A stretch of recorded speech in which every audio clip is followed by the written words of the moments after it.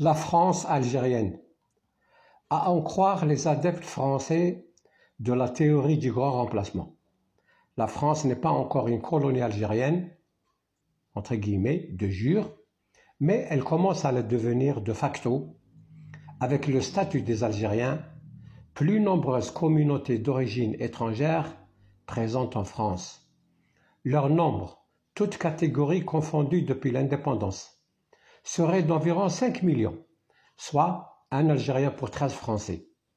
Ce rapport, quand l'Algérie était encore une colonie française, était de 1 Français pour 10 Algériens. La colonisation de l'Algérie a commencé par le haut, un conflit commercial dégénéré en affaires d'État, suivi par un débarquement militaire. C'était en 1830. La colonisation de la France par l'Algérie, selon les algérophobes, serait une colonisation de peuplement qui aurait commencé avec une émigration réfléchie, entre guillemets, porteuse d'un projet collectif. C'est faux. Les premiers Algériens à avoir mis le pied en France ne sont pas venus de leur propre chef, mais ont été arrachés à leurs terres pour les besoins militaires puis économiques de la France. Ils ont été déplacés, entre guillemets, de force et n'ont remplacé, entre guillemets, personne d'autre que les soldats et la main-d'œuvre qui manquaient à la France pour assurer sa survie. Un grand nombre d'entre eux n'ont plus revu leur sol et leur famille parce que tombés pour la France, entre guillemets, dans les guerres de 1870, 14-18, 39-45 et d'Indochine. Beaucoup d'Algériens sont morts au XXe siècle pour que l'Algérie ne reste pas une colonie française. De plus en plus de Français d'extrême droite sont prêts à expulser ou tuer des Algériens de France pour que la France ne devienne pas une colonie algérienne, entre guillemets, comme le leur font craindre des préventions fantasmagoriques auto-entretenues. On ne sait plus si l'Algérie et la France sont véritablement en crise ou s'amusent à en donner l'impression. Les gouvernements des deux pays semblent avoir perdu la vue de loin, puis celle de près. On dirait qu'ils ont choisi le plus mauvais moment pour se laisser entraîner dans un traquenard visant à les éjecter de leur environnement géopolitique naturel. La Russie, la Chine, la Turquie, les Émirats arabes, les USA, etc.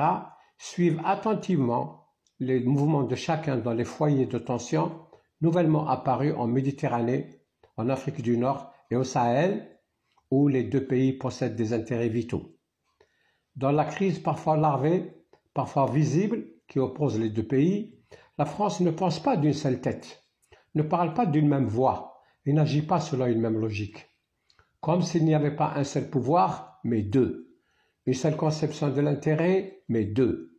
Une partie cherchant à calmer les choses et l'autre s'arrangeant pour les ramener en arrière et les enflammer de plus belle. Du côté algérien, on a la même peine à trouver ces marques.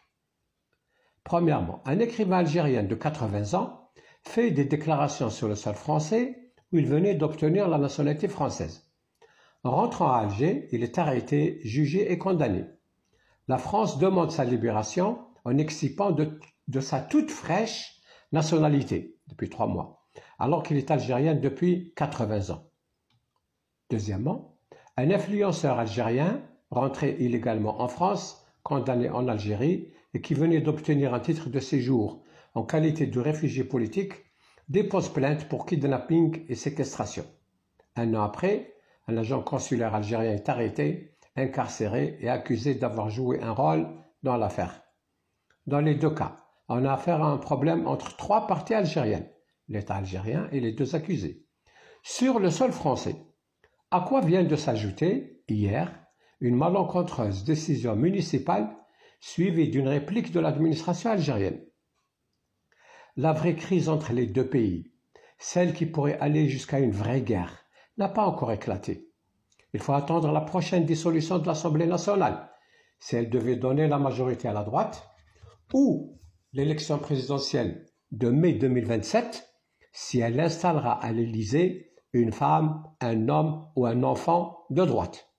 D'ici là, il reste l'espoir de se ressaisir de part et d'autre pour construire le meilleur au lieu d'abdiquer devant le pire.